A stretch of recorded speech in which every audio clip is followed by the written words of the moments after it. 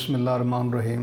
अस्सलाम वालेकुम बच्चों, मेरा नाम मोहम्मद इकबाल है और मैं यूनिक ग्रुप ऑफ इंस्टीट्यूशन में इकोनॉमिक्स पढ़ाता हूँ।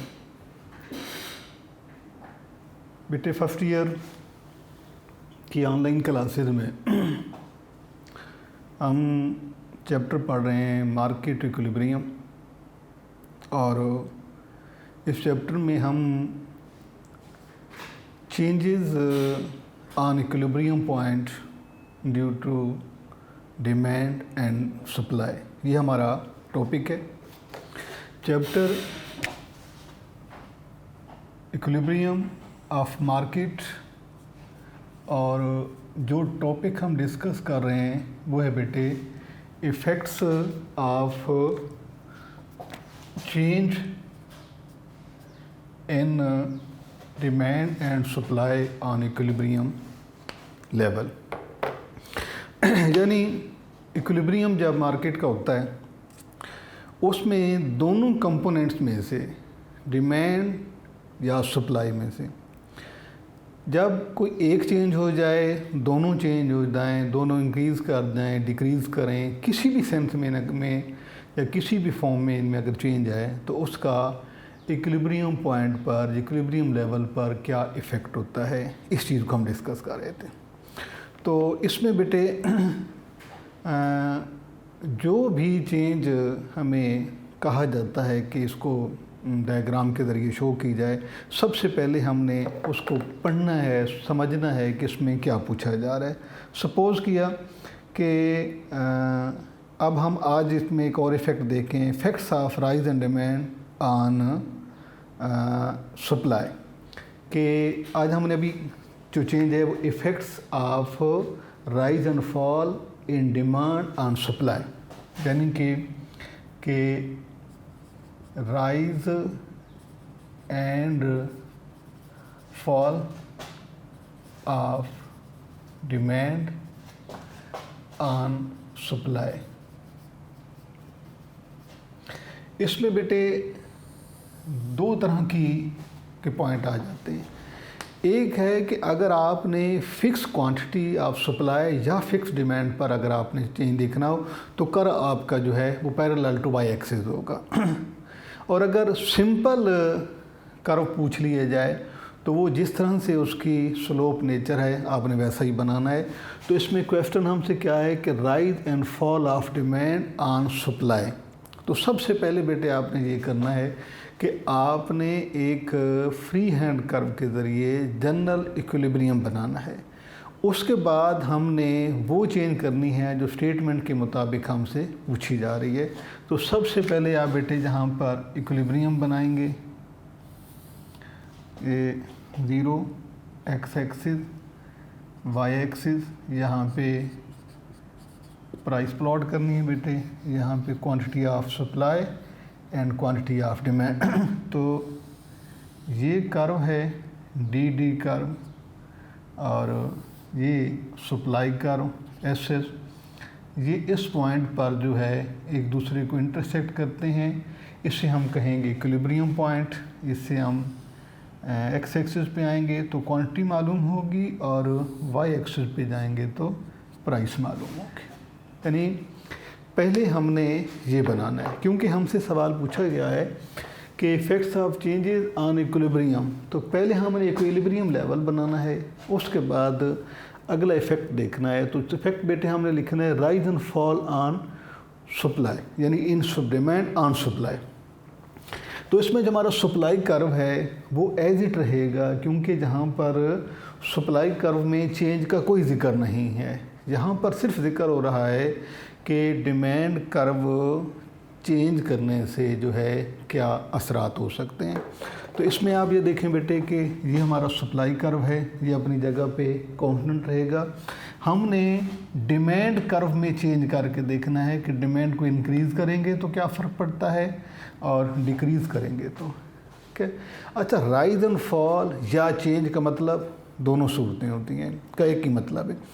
चेंज अगर आपको कहा जाए कि चेंज इन डिमांड कर्व लिखें तो इसका मतलब है आपने राइज और फॉल दोनों सूरतें करनी है, या सिर्फ ये राइज एंड फॉल कह दे तो भी ठीक है ना, तो सिर्फ चेंज कहें तो उसका मतलब ये है कि चेंज मतलब है राइज एंड फॉल दोनों की बात हो रही तो सप्लाई कर्व को हमने बेटा चेंज नहीं करना, हमने डिमांड को चेंज करना है। ये हमारा सप्लाई, इसमें सप्लाई का जिक्र नहीं है चेंज होने का। क्वेश्चन के मुताबिक है कि डिमांड की चेंज इन डिमांड को हमने चेंज करना है। ये डिमांड कर्व है बेटे, हम इसको पहले यहाँ पर D1 अब इक्विलिब्रियम पॉइंट हमारा ये बना है E1, क्योंकि चेंज डिमांड कर्व ने पहले वाले सप्लाई कर्व को इस पॉइंट पर कता किया है, लिहाजा ये इक्विलिब्रियम पॉइंट है। इस पे देखते हैं क्या फ़र्क पड़ता है कि क्वांटिटी पहले से ज़्यादा हो गई है और प्राइस भी पहले से ज़्यादा, कि सप्लाई वही रहे। सप्लाई पर अगर हम डिमांड को इंक्रीज़ करते हैं तो उससे क्या इफ़ेक्ट होता है कि क्वांटिटी भी पहले से ज़्यादा हो जाती है और प्राइस भी पहले से ज़्यादा हो जाती है। अब सेकंड ऑप्शन में हम ये देखते हैं, अभी तो हमने इसको डिमांड को यहाँ इंक्रीज़ किया, अब डिमांड को फॉल करके चेक करते हैं कि इससे क्या होता है। ये D2 अब इक्विलिब्रियम पॉइंट हमारा बेटा ये हो गया है E2। इस पर आप देखें कि क्वांटिटी भी कम हो गई, Q0 हो गई और प्राइस भी कम हो के P0 हो गए। तो ये है effects of change in demand on supply, के रसद पर यानी रसद ना बदले और तलब में तब्दीली के क्या असरात हो सकते हैं तबादली नुक्ता पर। तब्दीली का मतलब ये है कि हमने इसे बढ़ा के भी देखना है, इसे कम करके भी देखना है, दोनों सूरतों में हमने इसे देखना है। तो ये बेटा है आपका कि change in demand on supply curve, तो ये हमारा ये हो गया। अब इसके साथ जो है हम दूसरा ऑप्शन इसका यहाँ पर ये देखते हैं कि यहाँ पे तो हमने सप्लाई को चेंज किया। अब हम बात करते हैं कि effects of rise and fall on off supply in demand. यहाँ पे तो हमने सप्लाई को नहीं ना चेंज किया, अगले डायग्राम में हम जो है डिमांड कर्व को वही रखेंगे और सप्लाई को हम चेंज करके देखें कि क्या होता है जी। इसके लिए भी बेटे सबसे पहले आपने जो है बनाना है general equilibrium, 0 X axis Y axis. यहाँ पे बेटे आप प्राइस लिखेंगे, यहाँ क्वांटिटी ऑफ सप्लाई और क्वांटिटी ऑफ डिमांड। सबसे पहले आप ये एसएस कर्व है और ये डिमांड कर्व है डी। इक्विलिब्रियम पॉइंट आपने इसे लिखा कि जहाँ पर एक दूसरे को कता करते हैं वो इक्विलिब्रियम पॉइंट है, इस पर ये क्वांटिटी हो गई और ये प्राइस हो गई। ठीक, तो इस डायग्राम में जो हमने पहले बनाया है इसमें हमने डिमांड के चेंज के असरात को देखा है, सप्लाई कर्व वही है, उसमें हमने सप्लाई कर्व वही रखना है, सॉरी डिमांड कर्व वही रखना है। हमने सप्लाई को कम या ज़्यादा करके देखना है कि उससे क्या फ़र्क पड़ता है। ठीक है, इसमें बेटे आप पहले जो है वो सप्लाई को आप राइट पे शिफ्ट करें, S1। अब इस पे हम ये देखते हैं कि इक्विलिब्रियम पॉइंट कहाँ बनेगा, ये है जी इक्विलिब्रियम पॉइंट E1, क्योंकि नए सप्लाई कर्व ने पहले वाले डिमांड कर्व को इस पॉइंट पर इंटरसेक्ट किया।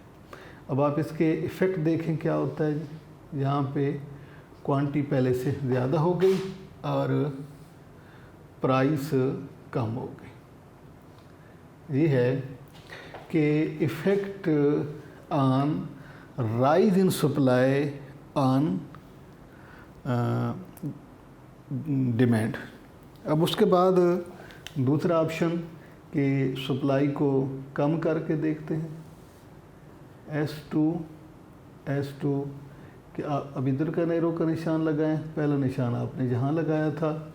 अब इक्विलिब्रियम पॉइंट जो है बेटे इस नुक्ता पे है, ये E2। इसमें आप ये देखें क्या इफ़ेक्ट है कि सप्लाई भी कम हो गई, Q से Q1 हुई थी, ये Q0 हो गई, जबकि प्राइस ज़्यादा हो गई P1। ये जो है ये इफ़ेक्ट है कि चेंज इन सप्लाई यानी rise and fall of supply on demand curve, this is called the change in supply on demand. क्योंकि हम जानते हैं कि डिमांड और सप्लाई मिलकर मार्केट को फॉर्म करते हैं। इसमें किसी भी वजह से यानी कोई भी फैक्टर हो सकता है कि अगर डिमांड बढ़ जाए, डिमांड कम हो जाए, सप्लाई बढ़ जाए, सप्लाई कम हो जाए, तो उसका equilibrium level mean balance price और बैलेंस्ड आउटपुट पर क्या असर पड़ता है। ये इसके बाद बेटे हम यहाँ पर जो है एक और ऑप्शन इसका देखते हैं, और वो ऑप्शन बेटे ये है कि equal increase in demand and supply. देखिए इससे क्या फ़र्क पड़ता है। Equal increase in QD and QS। अब हम इस पे बात करते हैं। सबसे पहले जो है आपने बेटे इसका वैसे ही बनाना है इक्विलिब्रियम। ये x एक्सिस है, ये y एक्सिस, यहाँ अब आपने प्राइस शो करनी है, यहाँ QS और QD जनरल इक्विलिब्रियम आप बनाएंगे। ये SS कर्व सप्लाई कर्व, और ये बेटे है डिमांड कर्व DD। इन दोनों ने इस पॉइंट पर इंटरसेक्ट किया है। ये क्वांटिटी और ये है बेटा प्राइस कि कोई भी इसमें से पॉइंट करने से पहले सबसे पहले आपने जनरल इक्विलिब्रियम बनाना है। उसके बाद जो भी चेंज होगा आपको कही जाएगी, उसके अकॉर्डिंग आपने उसे चेंज करना है। तो इसमें जो है क्वेश्चन हमारा क्या है बेटा कि इक्वल इंक्रीज इन QSD, यानी हमने इंक्रीज़ करना है क्वांटिटी ऑफ सप्लाई को भी, क्वांटिटी ऑफ डिमांड को भी, लेकिन इक्वली करना है। जितनी सप्लाई बढ़ेगी उतनी ही हमने डिमांड को बढ़ाना है। तो पहले हम सप्लाई को इंक्रीज़ करते हैं। ये S1 ये सप्लाई इधर इंक्रीज़ हुई है, क्या जी। अब हम इतना ही जितनी हमने ये सप्लाई बदली है उतने ही आगे हम जो है वो डिमांड को चेंज करेंगे।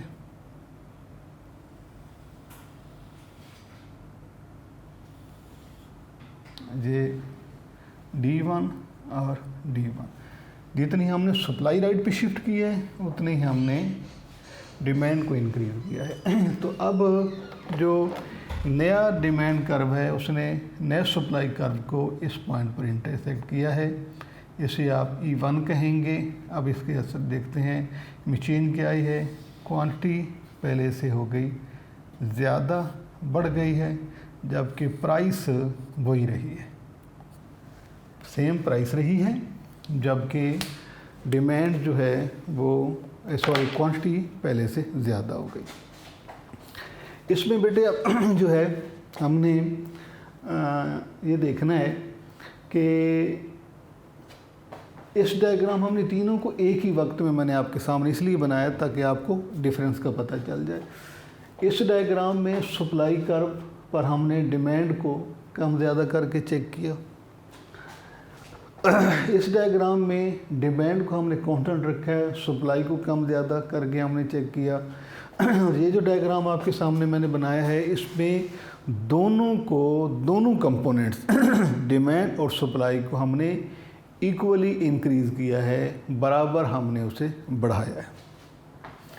अब इसी तरीके से जो है जब आपने इसको एक्सप्लेन करना है तो जैसे बेटे आपने ये डायग्राम बनाया है, जैसे आप, क्योंकि इसमें डाटा नहीं होता, इसमें आप जो है वो फ्री हैंड बनाते हैं और इसमें जो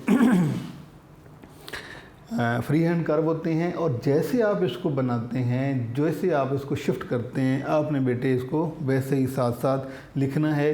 अगर आप इसकी एक्सप्लेनेशन में चलें, इसकी एक्सप्लेनेशन आपको कर देता हूँ कि in this diagram quantity of supply and quantity of demand are plotted on x-axis while price is taken on y-axis. Equilibrium point is point E, where quantity is Q and price is P. Now we have to show the equal increase and both forces demand and supply. Due to increasing supply, new supply curve is S1 S1, and on increasing demand, new curve is D1 D1. The new supply curve and new demand curve intersect each other on point E, so that is equilibrium point, and in this case quantity increases from Q to Q1 while price remains the same.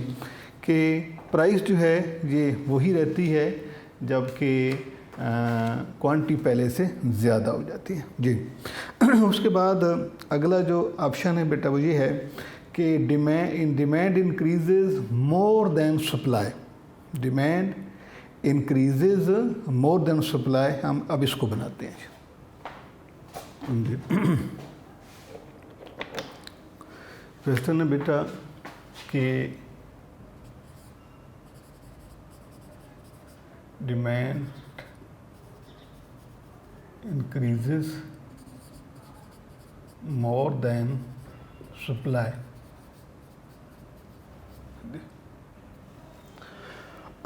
ये हमसे term पूछी गई है, इस condition में हमने diagram को बनाना है, लेकिन वही पैटर्न है कि सबसे पहले आप इसका इक्विलिब्रियम बनाएं। ये 0 है एक्स एक्सिस और ये वाई एक्सिस। यहाँ पे आप लिखें बेटे प्राइस, ये है quantity of supply and quantity of demand. तो इसमें ये एसएस कर्व है, सप्लाई कर्व पॉजिटिव स्लोप, और ये डीडी कर्व है नेगेटिव स्लोप। इस पॉइंट पर एक दूसरे को इंटरसेक्ट करते हैं। पॉइंट ई ये है बेटे क्वांटिटी और ये है प्राइस। ओके, अब ये तो हमने जनरल इक्विलिब्रियम जो है इसको हमने फॉर्म किया है। अब हम ये देखते हैं कि चेंज इन हमसे क्या पूछी जा रही है कि demand increases more than supply. Mean कि जो डिमांड है वो सप्लाई से ज़्यादा चेंज हो। तो इसका मतलब ये है कि demand and supply both will increase, but demand will increase more than supply. कि इंक्रीज़ तो दोनों ने होना है, सप्लाई भी इंक्रीज़ होगी, डिमांड भी इंक्रीज़ होगी, लेकिन डिमांड जो है वो सप्लाई से ज़्यादा रेट से इंक्रीज़ होगी। इसमें बेटे जो है इसके मुताबिक हमने बात करनी कि demand increase more than supply. पहले हम सप्लाई को बढ़ाते हैं, फिर डिमांड को हमने उससे ज़्यादा रेट से बढ़ाना है। पहले ये बेटे आप सप्लाई को, ये S1 सप्लाई हमने इंक्रीज़ की है इस तरफ, ठीक है जी। अब ऑप्शन क्या है कि हमने डिमांड को जो है ज़्यादा रेट से इंक्रीज़ करना है। ये सप्लाई इधर इंक्रीज़ होगी, डिमांड इधर इंक्रीज़ होना है, लेकिन उससे ज़्यादा इंक्रीज़ होना है।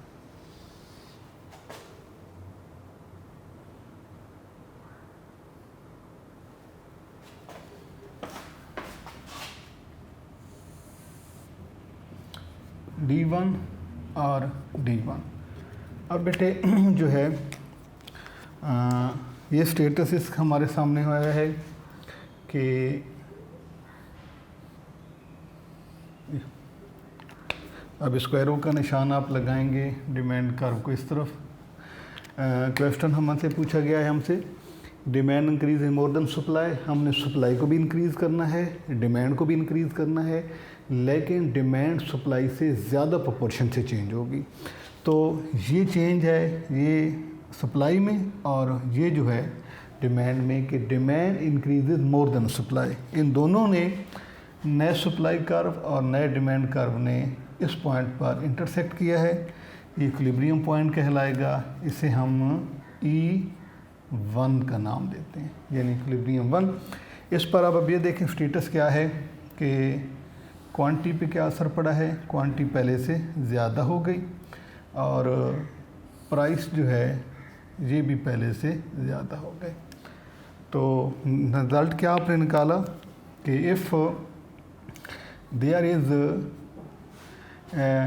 increase in demand more than supply, result is that quantity will increase and price will also increase, यानी price and quantity will both increase। इसके बाद बेटे अगला है कि demand rises less than in rise in supply, कि अब जो है demand rises less than supply, दोनों में इजाफा होना है, लेकिन डिमांड जो है वो उसका रेट कम रहेगा उससे सप्लाई में चेंज से। Demand increases less than supply. दूसरा ऑप्शन है बेटा कि demand increases less than supply. यहाँ पर था कि demand increases more than supply, demand increases more than supply, लेकिन वहाँ पे ऑप्शन क्या है कि demand increases less than supply. दोनों ने इंक्रीज़ होना है, लेकिन डिमांड जो है वो सप्लाई से लेस इंक्रीज़ होगी। तो इसमें बेटा पहले हम इक्विलिब्रियम बनाते हैं। 0 एक्स एक्सिस, वाई एक्सिस, यहाँ पे बेटे प्राइस प्लॉट करनी है, ये है quantity of supply and quantity of demand. ये सप्लाई कर्व और ये है बेटे डिमांड कर्व। इस पॉइंट पर इक्विलिब्रियम है, ये एक्स एक्सिस पे क्वांटिटी और वाई एक्सिस पे प्राइस को आपने शो करना। अब क्वेश्चन क्या है कि demand increases less than supply, demand भी इंक्रीज़ होगी, सप्लाई भी इंक्रीज़ होगी, लेकिन डिमांड सप्लाई से कम इंक्रीज़ होगी। तो इसका मतलब है पहले हम सप्लाई को इंक्रीज़ करते हैं, क्या जी, सप्लाई को ज़्यादा रेट से इंक्रीज़ करेंगे हम S1 और डिमांड को जो है वो कम रेट से इंक्रीज़ करना है।